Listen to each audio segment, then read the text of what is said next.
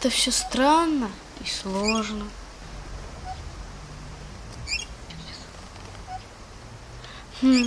Петька пришел, смотрит на меня и говорит как будто: люблю, не могу, люблю, не могу, люблю, не могу, люблю, не могу. Ну хоть бы не притворялся. А он опять: люблю, не могу, люблю, не могу. А что, собственно говоря, не можешь? Жить без меня не можешь? Так мы с тобой почти каждый день видимся. Ты вон, через 2 дома живешь. Смирнова качается. Давай слази, а?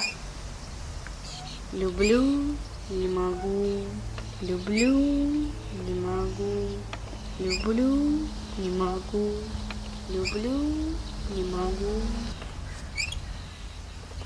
Нет, как-то нескладно получается, как-то не романтично.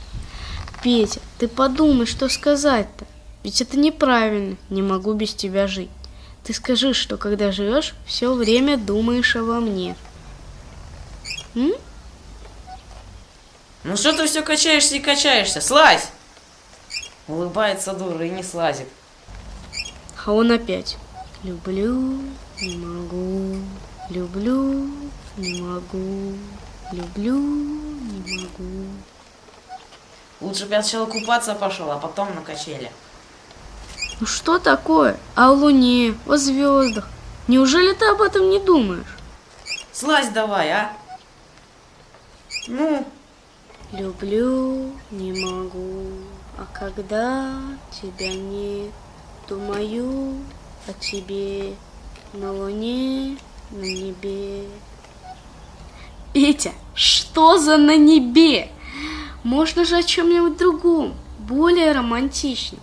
О цветах. Я, кстати, розы очень люблю. Или о первом снеге, или о весеннем солнышке. Или можно о том, как твое сердце ликует. Тьфу. Ну или про... Чего это он? Наверное, про домашних вспомнил. Может, ведро мусорное вынести забыл.